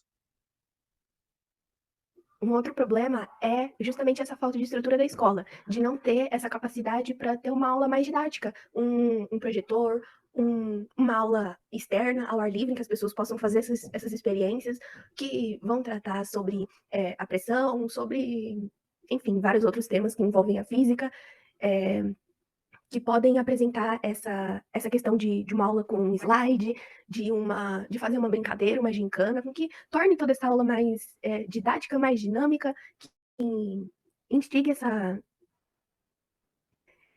essa competitividade nos alunos e que traga esse gostar de aprender realmente. É muito sentido que isso falta. É como uma quebra de expectativa dos alunos. Isso acaba também frustrando e acaba fazendo com que eles tenham essa dificuldade, essa aversão à matéria e esse baixo desempenho. Uma grande dificuldade no ensino de física, em conformidade com Araújo e Uchoa, se refere à carga horária para a ministração das aulas de física, que entra em choque com a grande quantidade de conteúdos a serem apresentados aos estudantes. Muitos estudantes de física do ensino médio vêm até a dizer que o que os professores de física aprendem na faculdade é dizer que está atrasado, o conteúdo está atrasado, porque não tem tempo para aplicar todos eles de maneira uniforme e completa. Tanto que a maioria dos conteúdos são reduzidos apenas a fórmulas que depois viram músicas, frases, piadinhas, para serem usadas em vestibulares e depois o conteúdo é totalmente esquecível. Então, isso acaba robotizando o aluno e retirando a possibilidade de interpretação e da reflexão crítica na física. Diante dos pontos apresentados, vale revolucionar o ensino de física, tornando-a palpável para o estudante, permitindo o usufruto multidisciplinar dessa ciência. Tal conhecimento se faz essencial na formação de cidadãos críticos e de futuros cientistas. Entende-se que, neste momento, todos devem trabalhar em conjunto: ministérios, secretarias, escolas, professores, alunos, pais e responsáveis em geral, transformando a representação do que é física em um dos seus contributos para a humanidade. Nós vamos passar para a apresentação dos nossos dados, né, que nós coletamos a partir da nossa pesquisa, para validar se realmente os estudos propostos pelo artigo de José estavam corretos ou não. Antes de apresentar o resultado da nossa pesquisa, é interessante explicar um pouco sobre o sistema que nós utilizamos para fazer a montagem dos nossos gráficos. Nós utilizamos a plataforma do Google Colab, que é praticamente uma plataforma em nuvem e online, que tem o sistema Python de computação. Esse sistema Python ele é utilizado para programação em geral e é possível realizar diversos tipos de coisas dentro dele, desde a criação de aplicativos, como a configuração de sistemas e montagem de coisas mais simples, como no nosso caso, os gráficos que nós utilizamos para organizar os nossos dados. Além disso, essas funções que estão presentes dentro do Python para criar os gráficos, elas são obtidas através de fórmulas matemáticas, de comandos e de funções, porque praticamente o sistema ele é o tradutor da nossa linguagem para a linguagem com o computador. Então, nós falamos por palavras e o computador se expressa por números, por sistema binário. Então, a partir disso, o sistema ele foi criado para realizar essa comunicação entre o usuário e a máquina, que é o computador. Diferente de outras plataformas, nós conseguimos simplesmente colocar as bibliotecas, que são links com comandos específicos para o que a gente quer, e a partir da importação dessas bibliotecas, nós conseguimos pegar os gráficos que nos interessam e montar tudo da nossa maneira, e ele entrega para a gente pronto. E sendo que em outras circunstâncias, a gente tem que editar quase tudo praticamente. Agora, pensando nos nossos resultados, né? Nós criamos algumas coisas específicas, algumas perguntas nós pegamos direto do arquivo que o José criou, né, do artigo dele. Outras nós aprimoramos de acordo com o texto, para não ficar tudo somente com a matéria que ele tinha criado. Então, pensando nisso, a nossa primeira pergunta, as nossas 3 primeiras perguntas, na realidade, foi mais para organizar qual era o público que a gente estava lidando. A primeira pergunta, como vocês podem ver, nós perguntamos a série, né, dos alunos, e a grande maioria das respostas foi do pessoal do 3º ano do médio, né? Em cima, vale ressaltar também que nós colocamos as bibliotecas que nós utilizamos para fazer a montagem do gráfico, para a gente deixar claro que nós montamos tudo por conta própria. O gráfico que nós escolhemos para organizar essas informações é popularmente conhecido como gráfico de pizza, mas também, na forma correta de dizer, é o gráfico circular. Como vocês podem ver os comandos e os gráficos. A segunda pergunta, pode passar, Camila. Foi para dizer qual região que os alunos estavam inseridos na sua maioria, e o Sudeste e o Nordeste foram as regiões com maior peso dentro da pesquisa. Pode passar. E a terceira pergunta, também pessoal, era para saber se os alunos estudavam em escola pública ou em escola particular, para até validar aquela questão da infraestrutura que o José apontou no artigo dele.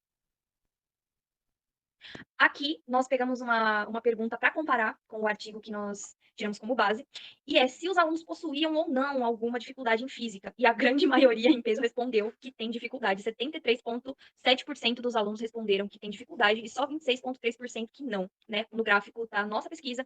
E ali em azul, os dados do artigo do José diziam que a grande maioria também tinha dificuldade em física, só que ele não expressou os dados que ele coletou. A quinta pergunta, também pegamos do artigo, se as aulas que os professores de física davam para os alunos eram teóricas, né, que são as aulas didáticas, se era teórico mais prática, ou se era somente prática, que é do laboratório. E, na nossa pesquisa, a grande maioria dos alunos respondeu que era só didática, e 2,2% respondeu que era didática, enquanto que na pesquisa do José, eles colocaram que 50% dos alunos trabalhavam com a teoria. Então, na nossa pesquisa, o gráfico acabou levantando um ponto muito maior da falta da prática dentro da sala de aula com os alunos. A sexta pergunta nós tiramos, para a nossa pesquisa mesmo, não tomamos como base, se eles achavam que o ensino da física deixava a desejar e se precisava ser melhorado.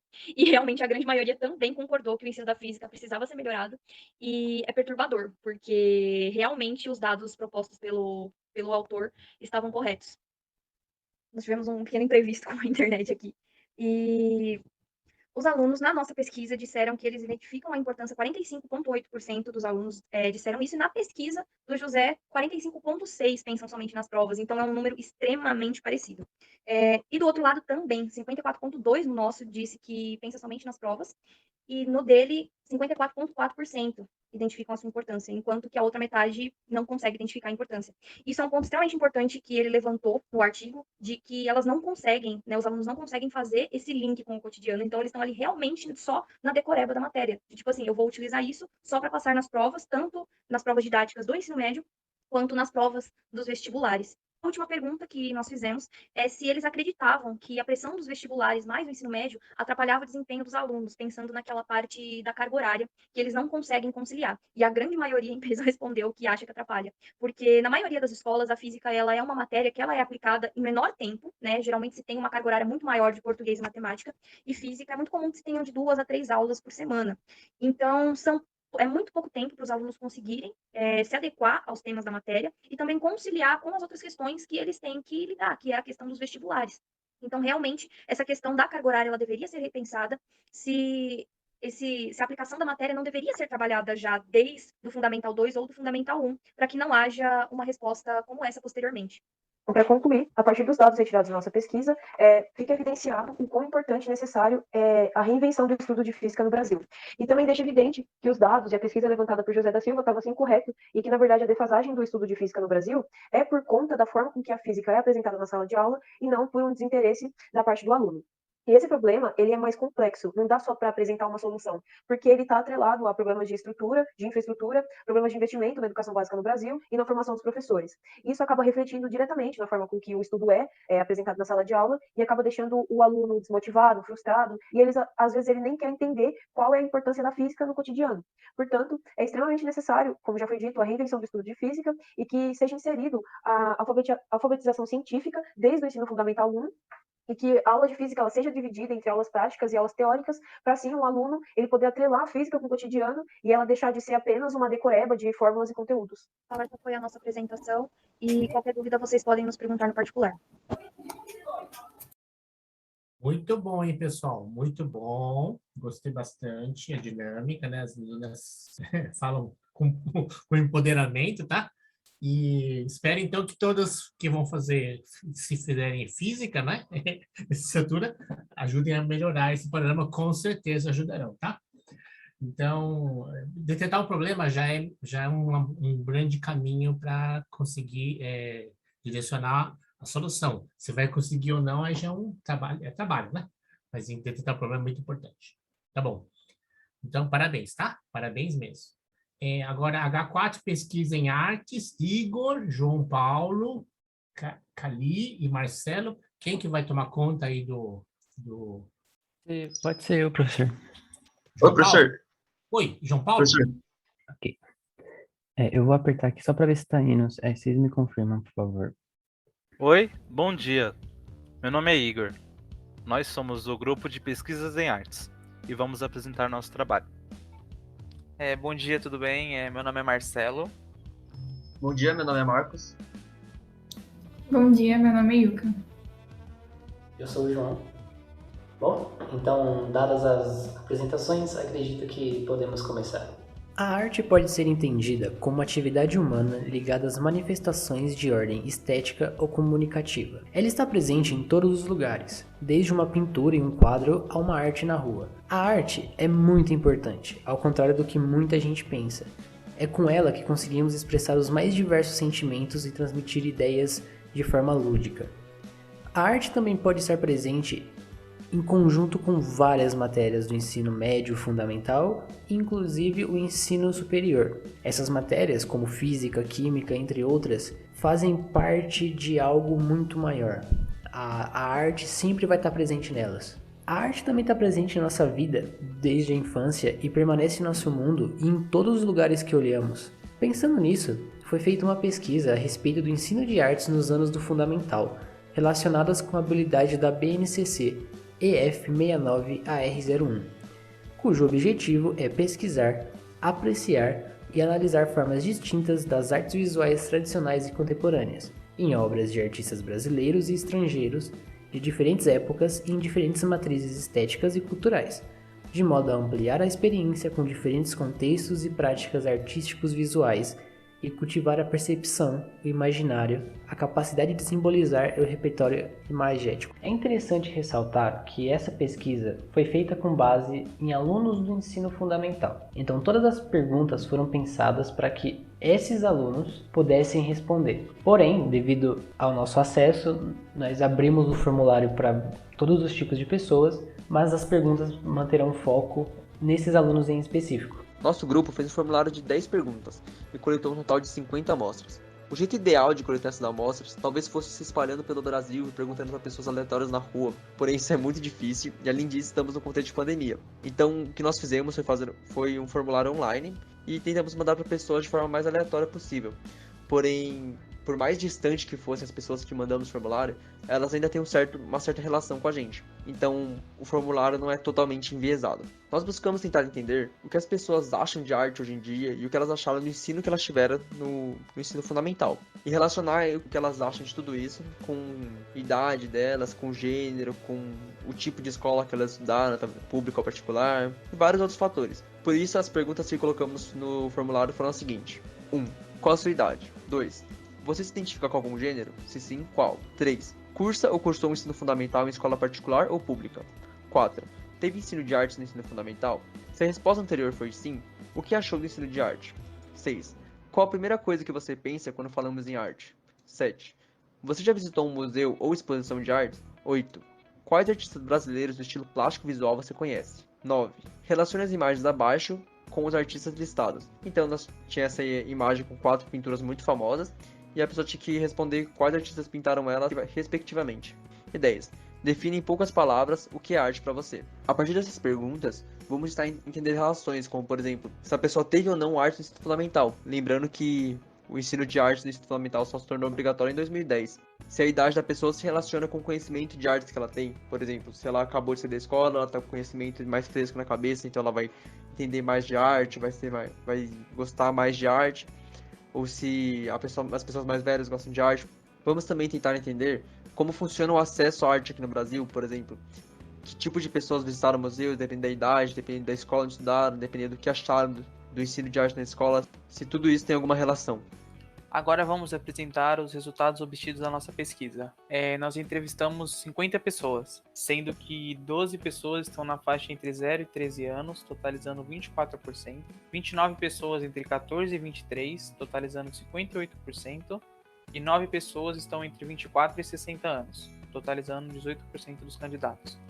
Em relação ao gênero, 50% dos entrevistados se consideram do gênero masculino, 48% feminino e 2% outro. 29 dos entrevistados dizem estar ou terem concluído o ensino fundamental em escola particular e os 21 restantes em escola pública. Uma outra questão que a gente abordou em nossa pesquisa foi a quantidade de pessoas que tiveram artes no ensino fundamental, que foram 50 pessoas entrevistadas e todas elas responderam que sim, elas tiveram arte no ensino fundamental. Logo, mesmo que independente de se era particular, se era escola pública, se a pessoa é mais velha, mais nova, elas têm a arte no ensino fundamental garantida pelo currículo escolar, né?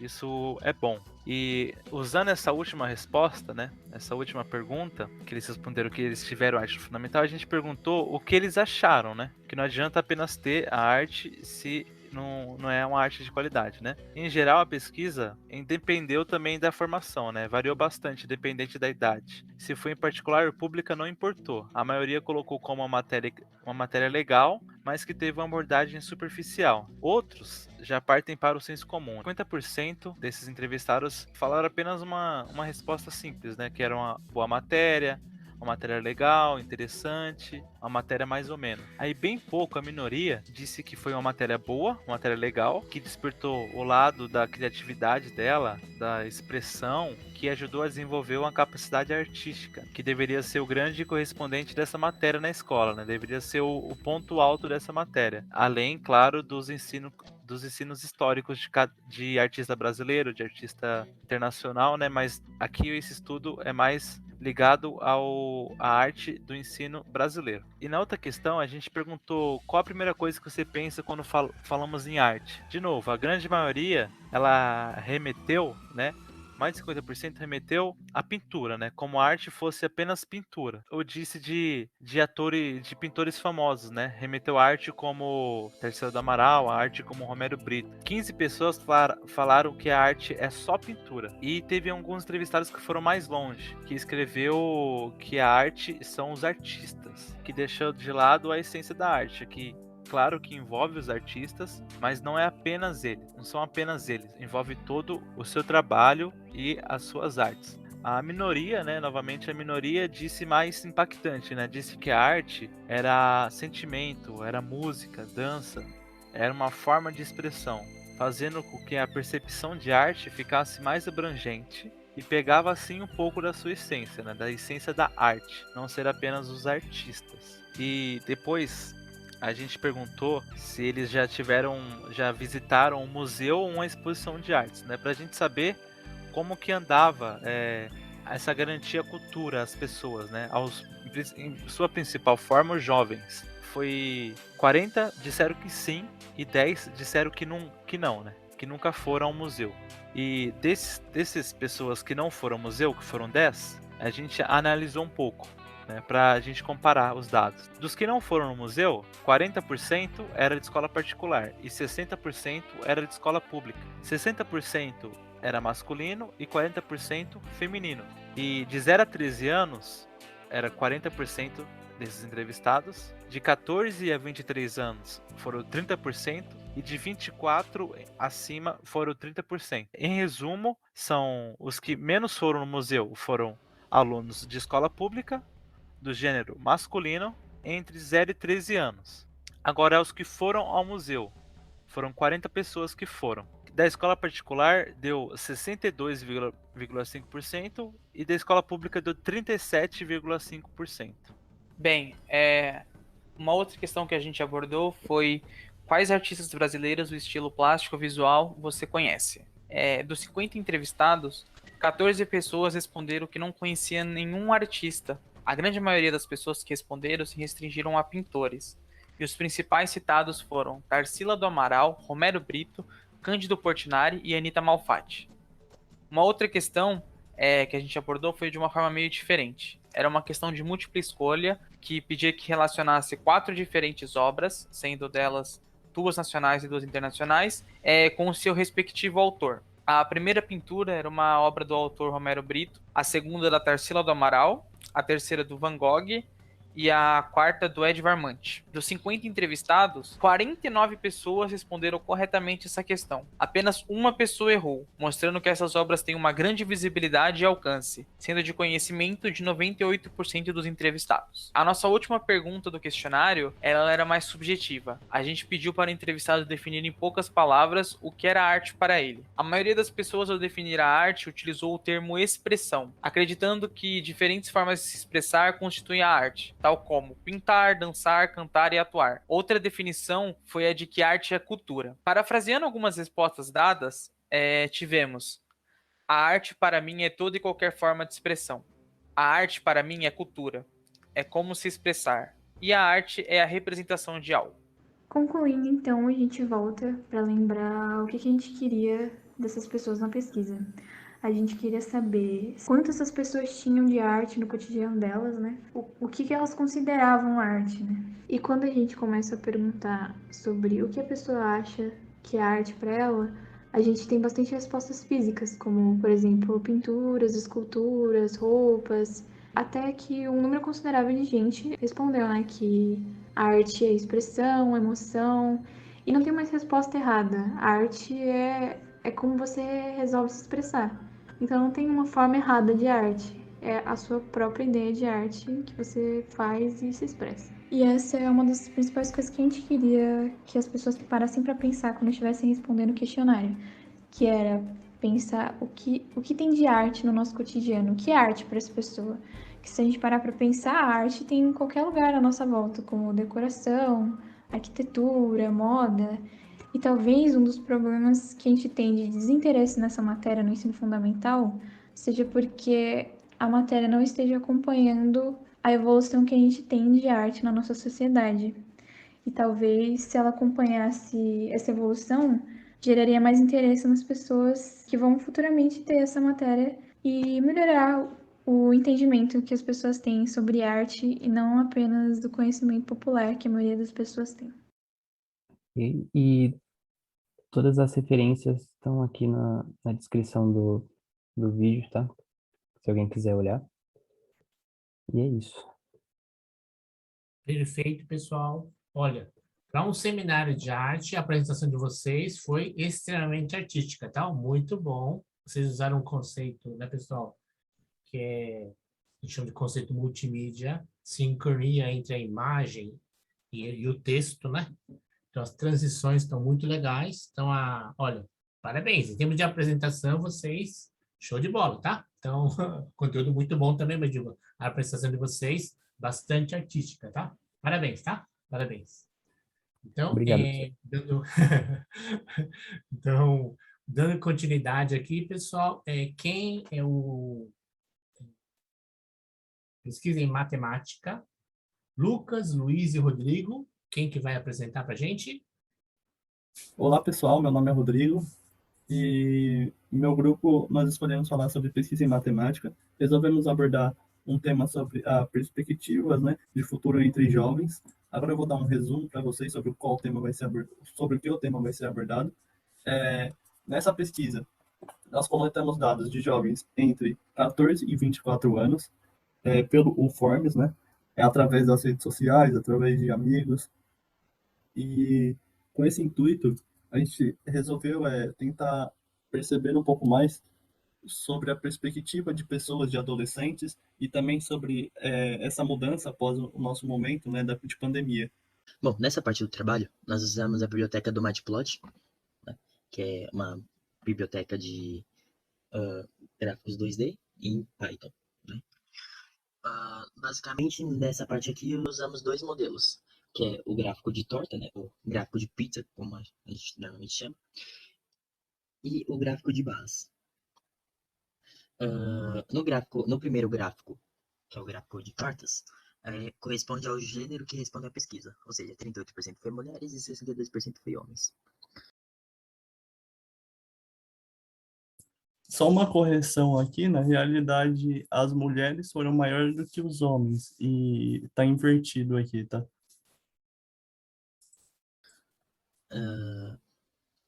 Cadê? Aqui. No gráfico de barras, é da relação da idade do participante, sem a distinção de gênero, né? Então, esse 14 aqui é uma pessoa, 14 aqui, então ela não especifica se é homem ou se é mulher, tá? 15, 16, assim por diante. E o último gráfico, que é de instituição de ensino, que também é gráfico de pizza, né, de rodela. Instituição de ensino, 52%. Cursou parte em instituição pública ou parte em privada, né? Fez um misto. 20% instituição privada somente e 28% em instituição pública somente também, né? Sem misturar, sem ser os dois. Depois de analisarmos os gráficos, né, sobre o público-alvo, né, o gênero o qual respondeu esse forms, né? E então a gente percebeu que a maioria foi mulher. E com isso nós conseguimos perceber que o crescimento da perspectiva de futuro das mulheres, um relacionamento relacionado, né, a trabalho, ao estudo, vem crescendo. Antigamente, né, e ainda existe uma barreira muito grande, mas houve mais, e antigamente as mulheres eram vistas como um objeto de casa, né, que apenas ficava na boca do fogão, só cozinhando, limpando a casa. E sua função era casar e ter filho e limpar a casa. E atualmente elas, quer dizer, antes, né, elas perdiam, né, elas não tinham o sonho, não realizavam o sonho que elas queriam, elas não trabalhavam com aquilo que gostaria, ou praticaria o esporte que gostaria, faria universidade, porque isto era visto como algo que a mulher não podia participar. E atualmente, isso veio mudando um pouco, ainda existem barreiras, como eu disse, mas vem mudando após movimentos feministas, que foi uma grande quebra de paradigmas, né, da sociedade relacionada às mulheres. Atualmente, as mulheres não é só vistas como objeto de uso, agora elas também estão começando a entrar no mercado de trabalho, fazer aquilo que elas querem, fazer o estudar em uma universidade pública, querer fazer o vestibular, mas como disse, essa relação ainda não foram totalmente superadas. E existem problemas que pedem que essa perspectiva da mulher seja ainda mais ampla, como, por exemplo, o sexismo, que é quando um gênero quer ser superior ao outro, como, por exemplo, o masculino muitas vezes quer ser superior ao feminino, né? E isso não deixa ter uma igualdade de gênero, né? Diferencia muito. E outros problemas que impedem muito a entrada da mulher no mercado de trabalho, ou até mesmo em instituições de ensino, é o culto da beleza, a ditadura da magreza, né? E a sexualização. Vou falar da parte da procura pela graduação de ensino superior. Nós organizamos em uma tabela para facilitar a visualização. E notamos que quem deseja cursar ou cursa a graduação em uma instituição privada são 24 pessoas, que representam 48% do total. E quem deseja cursar ou cursa a graduação em uma instituição pública são 22 pessoas, que representam 44%. Quem nos pronunciou foram apenas uma pessoa, que representa 2% do total. Quem já cursou o ensino superior representa 2 pessoas e equivale a 6% do total. Já quem não deseja cursar foi apenas uma pessoa, que representa 2% do total. Agora, eu vou falar do desenvolvimento desse programa no Colab. E a tabela, eu importei da Biblioteca Pandas e coloquei as tabelas verticais, eu nomeei como INDE. Aquelas lá que estão escritas, desejam cursar o curso de graduação em uma instituição privada, desejam cursar o curso de graduação em uma instituição pública, enfim. E as que eu coloquei na posição horizontal, eu nomeei como QOL, que é a quantidade e a porcentagem. E os valores, eu coloquei na variável DET, que são aqueles 24, 48, e para eu exibir essa tabela, eu utilizei a função DF. Nessa parte, como o Lucas mesmo já explicou, né, a gente coletou dados sobre a porcentagem de pessoas dentro dos 50 entrevistados que a gente entrevistou, enfim, que desejam cursar uma graduação, enfim, seja instituição pública ou instituição privada, né? Devido a algumas pesquisas complementares que a gente fez, o INEP calculou que o nível de matrículas nas graduações, ou seja, em universidades de ensino superior, aumentou nos últimos 2 anos, de 2019 para 2021, devido ao fato de que no Brasil, só você ter um diploma de uma graduação no currículo aumenta muito a probabilidade do seu salário dobrar. Então, as pessoas começaram a investir na educação, investir nas graduações por causa do salário, enfim, porque aumenta o currículo, você fica mais profissional, mais especialista em determinada área. Enfim, 75% das pessoas hoje no Brasil que estão, enfim, no meio de uma graduação, são instituições privadas. E os outros 25% são instituições públicas. Isso tem alguns problemas, porque enfatiza a questão de as melhores faculdades do país são as públicas, e com exceção de algumas particulares que têm a mensalidade muito alta. Então, as pessoas que conseguem, enfim, ter tempo para estudar, ou investir em um conteúdo bom, investir em escolas boas, em preparo bom, para passar nas universidades públicas, a grande maioria são pessoas bem privilegiadas, que conseguiram pagar o ensino médio em uma escola particular e tal. Ou conseguem pagar uma mensalidade cara de mais de R$1.000 em uma das melhores universidades do país também. Que, enfim, acaba sendo só 25%. Agora vamos falar da relação com o trabalho. Na tabela feita, constatamos que a quantidade de pessoas que pretendem equilibrar os estudos e o trabalho foram 42, representando uma porcentagem de 84%. Quem pretende continuar estudando na faculdade somente, são 5 pessoas que representam 10%. E quem quer trabalhar em sua área para finalizar a graduação, são 2 pessoas que representam 4%. E quem não trabalha atualmente é apenas uma única pessoa, que representa 2%. Aqui, nós fizemos um gráfico de barras. E, como podemos ver, quem quer equilibrar os estudos e o trabalho tem a barra mais grossa. E quem não trabalha atualmente tem a barrinha mais fina. E os que querem continuar estudando na faculdade somente e trabalharão em sua área para finalizar a graduação estão ali no meio. Agora vamos falar do desenvolvimento desse programa no Colab. Pronto. Para fazer esse programa no Colab, eu nomeei variáveis. x1 igual a 1, x2 igual a 2, x3 igual a 3, x4 igual a 4, enfim. E coloquei o valor de y também. y1 igual a 42, y2 igual a 5, y3 igual a 2, y4 igual a 1. E fiz essas funções, plot.var, e coloquei aqueles índices na vertical. equilibrar os estudos e o trabalho, e daí eu dei cores para cada um deles. E depois eu coloquei o plot legend para aparecer as legendas nesse gráfico, e para mostrar esse gráfico eu utilizei plot.show. Como visto, a média nessa parte deu 12,50. A mediana deu 3,50. A amplitude deu 41. E o desvio padrão deu 19,740. Para enfatizar ainda mais essa desigualdade que a gente tem no Brasil, tem essa tabela também, que fala que 84% dos 50 entrevistados pretendem equilibrar os estudos e o trabalho. Ou seja, eles não têm condições de sustentar os estudos de forma integral, digamos assim. Então, eles têm que fracionar o tempo deles entre os estudos e o trabalho. De certa forma, eles não acabam se dedicando, não acabam conseguindo se dedicar a serem os melhores profissionais, porque na área do estudo, né, na área que eles pretendem fazer depois de eles se formarem, porque eles têm que conciliar com o trabalho. Então, muitas vezes, eles chegam no trabalho cansados, já não conseguem absorver o conteúdo que está sendo falado na faculdade. Enfim, eles não conseguem se concentrar totalmente em uma das coisas somente. Isso prejudica muito os futuros profissionais que eles serão. E as consequências não acabam sendo trazidas para o Brasil também, né, para o país, pela economia e tal. Oi, eu sou o Luiz Miguel e eu vou falar sobre a parte do questionário que fala da profissão desejada. Aqui tem um gráfico de barras verticais, onde a primeira barra fala sobre a área das ciências biológicas e saúde, a segunda barra fala das ciências humanas, a terceira barra fala das ciências naturais, exatas e tecnologia, a quarta fala das profissões ligadas à arte, a quinta fala das profissões ligadas ao militarismo e bombeiro, e a sexta fala de profissões ligadas ao comércio. Aqui tem como que foi feito no Google Colab, o gráfico. Aí eu declarei lá os X, X1, X2, X3, e o Y, que são 2Y3, que representava cada barra. E aqui tá o plot bar, que é barra, e tem a legenda ali. Pode passar. Aí tem a média, que Aí tem a média, que foi a alternativa 3, que é ciências naturais e exatas e tecnologia. A mediana, que tá confirmando que foi a 3 mesmo, a média. A amplitude, que foi 5. E o desvio padrão, que foi 1,72. Nesse gráfico, a gente percebeu uma coisa muito interessante, né? Enfim, já foram falados os gráficos de idade, né? Que nós entrevistamos pessoas entre 14 e 24 anos, que são consideradas a geração millennial, geração Y, que é a geração de 1980 até 2000 e pouquinho.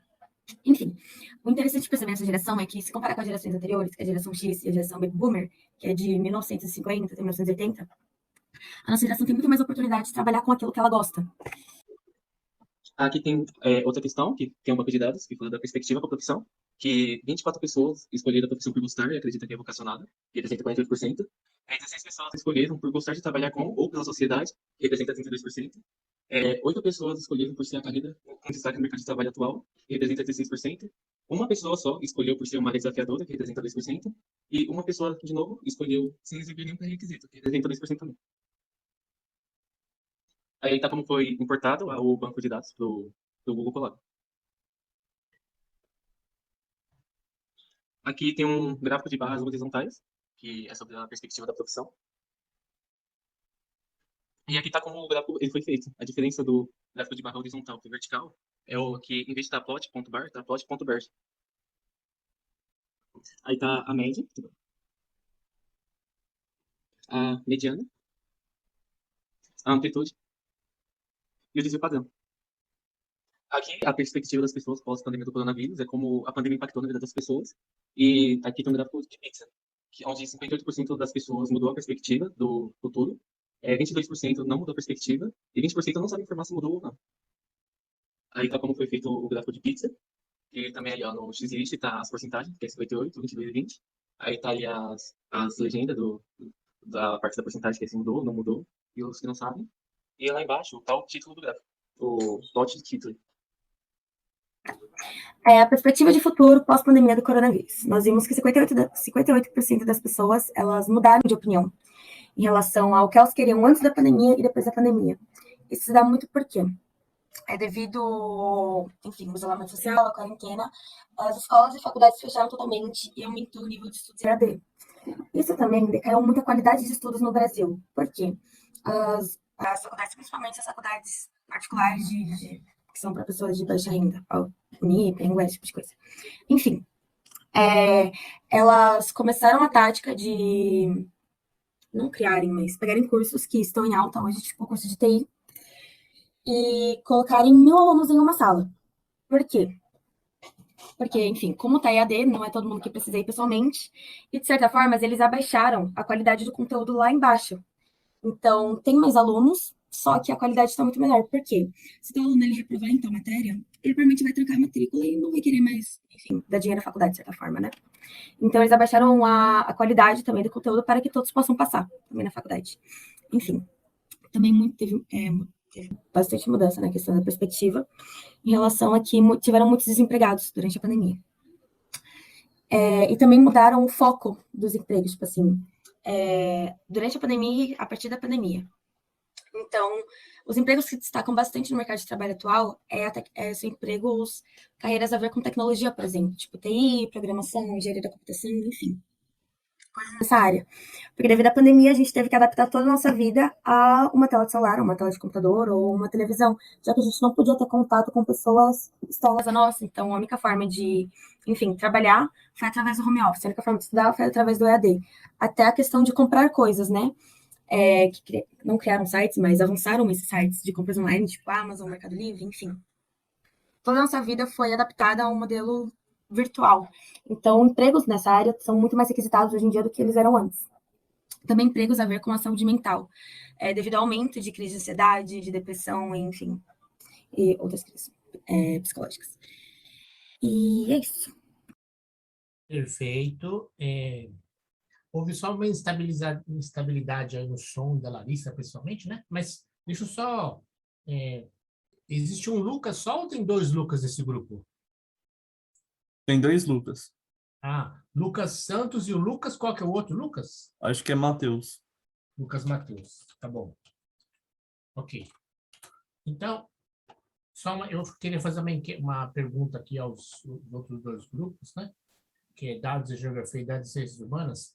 Vocês têm problema de continuar ou vocês estão com tempo para a aula seguinte, pessoal? Como é que vocês estão aí? Se a gente tiver que ultrapassar a aula seguinte, é melhor a gente abrir um espaço na aula da próxima quinta-feira, tá? Se vocês não têm problema, eu dispenso os outros, mas faço a apresentação com vocês. Como é que estão vocês? Tem aulas, os 2 grupos aqui, o grupo do Dados em Geografia e Dados em Ciências Humanas. Como é que vocês estão? Professor, não sei os outros grupos, é a Júlia que está falando, se pudéssemos, a gente preferia entrar para a próxima aula, porque a gente tem aula de CTS agora. Tá bom. Se não tiver problema para o senhor, né? Não, problema tem, a gente vai ter que encurtar um pouco a aula seguinte, né? Mas tranquilo, a gente faz assim para não prejudicar a outra aula, né? Então, só queria agradecer a todos aí a apresentação que foi feita, muito boa, tá? Esse grupo aqui trouxe muitos dados, né? Então, a gente